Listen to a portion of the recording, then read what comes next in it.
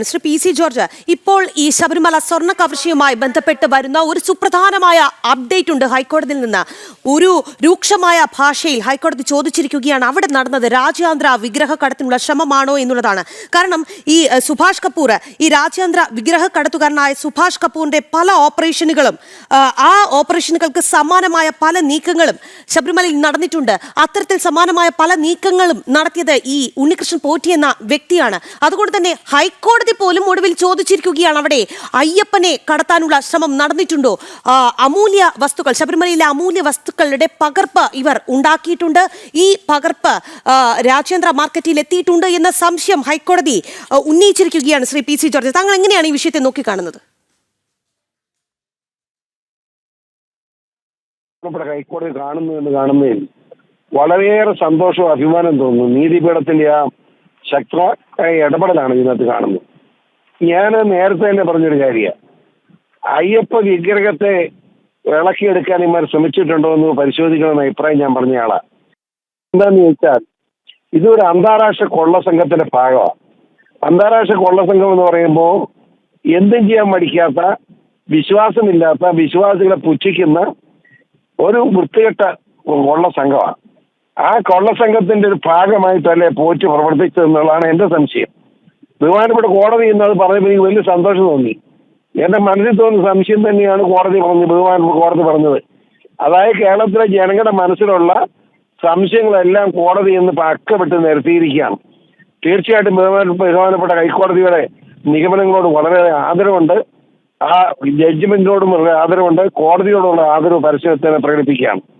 ഇവിടുത്തെ പ്രശ്നം എന്താണെന്ന് വെച്ചാൽ, ശബരിമല എന്ന് പറയുന്നത് വിശ്വാസികളുടെ, അത് ഹിന്ദുക്കളുടെ മാത്രമല്ല. ശബരിമല എന്ന് പറയുന്നത്, ശബരിമലയിലേക്ക് വലയ വിട്ടുന്നത് ക്രിസ്ത്യാനികൾ എത്ര പ്രാവശ്യമുണ്ട്, ഹിന്ദുക്കൾ എത്രയുണ്ട്, പറയുന്നില്ലെങ്കിലും മുസ്ലിങ്ങളുള്ളത് എനിക്കറിയാം.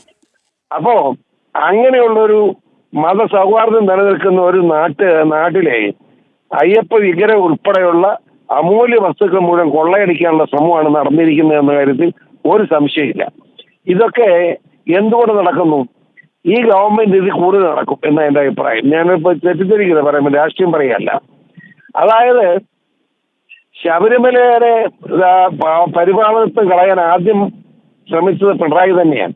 അവിടെ 2 നഗ്ന ശരീരമായിട്ടുള്ള പെണ്ണുങ്ങളെ അവിടെ കൊണ്ട് കയറ്റാൻ നോക്കി. സിനിമയിൽ നഗ്നമായിട്ട് അഭിനയിച്ച പെണ്ണുങ്ങളാ, മനസ്സിലായില്ലേ? ഞാനത് തടഞ്ഞു. ആദ്യം അവിടെ പോയി തടങ്ങി ആയിരക്കണക്കിന് അയ്യപ്പന്മാർ എൻ്റെ കൂടെ കയറുകയും ചെയ്തു. ഭയങ്കര സംഘർഷം ഉണ്ടായതാ. പോലീസ് 10-300 പോലീസുകാർ പെണ്ണുങ്ങളായിട്ട് നിൽക്കുന്നു, ഞാനും ആയിരക്കണക്കിന് അയ്യപ്പന്മാർ ഒരുമിച്ച് നിൽക്കുന്നു. ഞങ്ങൾ ഒത്തിരി നേരം തടഞ്ഞു നിർത്തിയ. പക്ഷേ അവിടുത്തെ SP ഒരു മാന്യനായിരുന്നു, പത്തനംതിട്ട SP, അങ്ങനെ മേലിയാവുകാരനാണ്.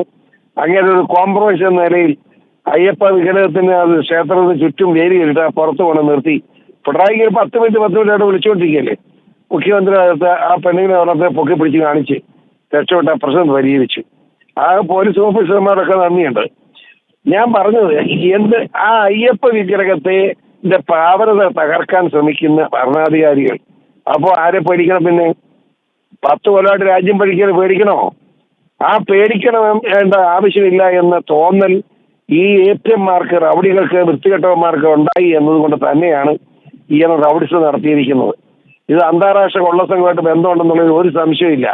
അയ്യപ്പന്റെ വിഗ്രഹം മാത്രമല്ല, അവിടെ ഇരിക്കുന്ന എല്ലാ പൊതുസ്ഥാപനങ്ങൾ, എല്ലാ വിഗ്രഹങ്ങളും ഉൾപ്പെടെ എല്ലാ സാധനങ്ങളും പരിശോധിക്കപ്പെടേണ്ടതാണ്.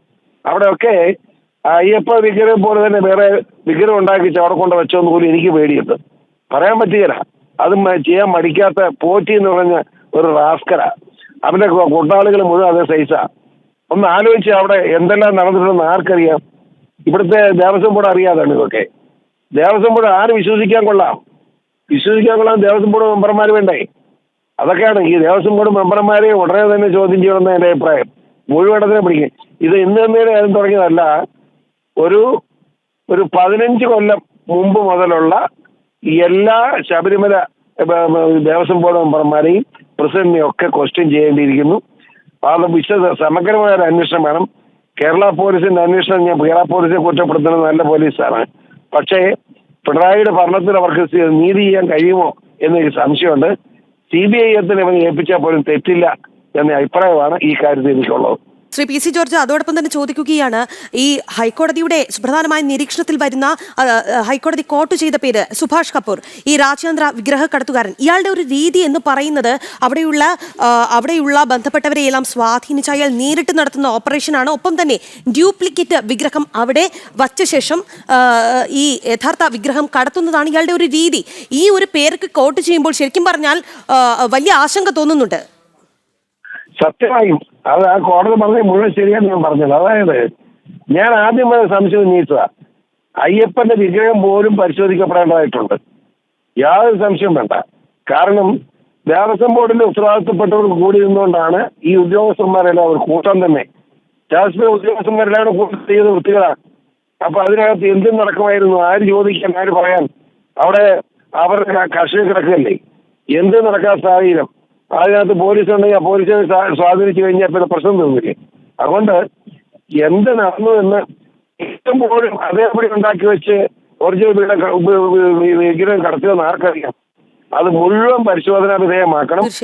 ശക്തമായ ഇടപെടൽ വേണം തന്നെയാണ് എന്റെ അഭിപ്രായം. തീർച്ചയായും വളരെ നന്ദി ശ്രീ പി സി ജോർജ്. ഈ വിഷയത്തിൽ താങ്കൾ പ്രതികരിച്ചതിന് വളരെയധികം നന്ദി. ഒപ്പം തന്നെ PS മഹേന്ദ്രകുമാർ, അദ്ദേഹം പമ്പയിൽ സർക്കാരിന്റെ അയ്യപ്പ ഭക്ത സംഗമം എന്ന പേരിൽ നടന്ന ആളില്ലാ സംഗമം നടത്തിയപ്പോൾ നിയമ സംവിധാനത്തെ സുപ്രീം കോടതി വരെ പോയ വ്യക്തിയാണ്.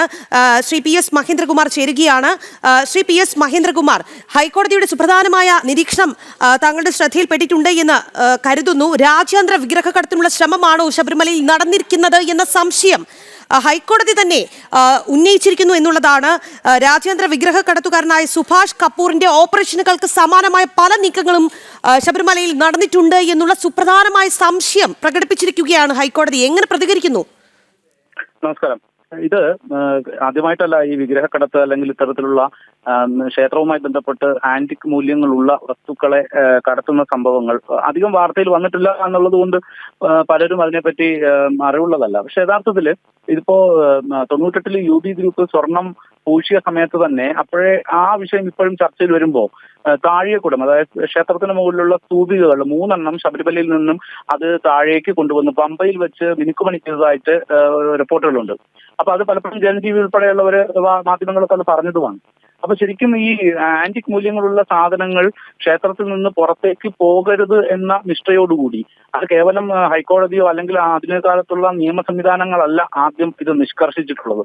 നൂറ്റാണ്ടുകൾക്ക് മുമ്പ് രചിച്ച തന്ത്രസമുച്ചയം എന്ന് പറയുന്ന ഗ്രന്ഥത്തെ അടിസ്ഥാനപ്പെടുത്തി ക്ഷേത്രത്തിൽ ഉപയോഗിക്കുന്ന ദ്രവ്യങ്ങൾ, ഈ ലോഹവസ്തുക്കളൊക്കെ പിന്നീട് ഉപേക്ഷിക്കപ്പെടുന്ന ഒരു സാഹചര്യം വരുമ്പോൾ ശിലയാണെങ്കിൽ ജലനിമഞ്ജനം, കല്ലാണെങ്കിൽ ആഴമേറിയ ജലാശയത്തിൽ നിമഞ്ജനം ചെയ്യാനും, തടിയാണ് എങ്കിൽ കൊടിമരത്തിന്റെ ആ തടിയൊക്കെ ആണെന്നുണ്ടെങ്കിൽ ദഹിപ്പിക്കണമെന്നും, ലോഹവസ്തുവാണ് എങ്കിൽ ഉരുക്കി ദാനം ചെയ്യുക എന്നൊക്കെയാണ് പറയുന്നത്. അപ്പൊ ഈ ഉരുക്കുന്നത് തന്നെ ഈ കുറെ നാള് ഉപയോഗിച്ചുകൊണ്ടിരുന്ന വസ്തുവിന്റെ ആന്റിക് മൂല്യം ഇല്ലാതാക്കിക്കൊണ്ട് അതിനെ സാധാരണ ലോകമാക്കി പരിവർത്തനപ്പെടുത്തിയില്ല എങ്കിൽ ഇത് കൈവശം വച്ചിരിക്കുന്നവർ അതിനെ ദുർവിനിയോഗം ചെയ്യും എന്ന് നൂറ്റാണ്ടുകൾക്ക് മുമ്പ് തന്നെ ഈ താന്ത്രിക ഗ്രന്ഥങ്ങൾ എഴുതിയ ആചാര്യന്മാർക്ക് അറിയാം. ശരിക്കും അത് തന്നെയാണ് ഇപ്പോൾ നടന്നിരിക്കുന്നത്.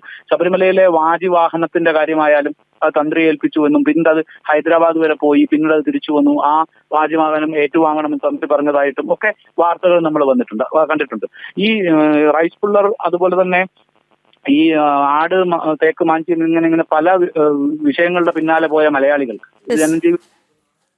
തീർച്ചയായും ശ്രീ PS മഹേന്ദ്രകുമാർ, നന്ദി ഈ അവസരത്തിൽ ഞങ്ങളോട് പ്രതികരിച്ചതിന്.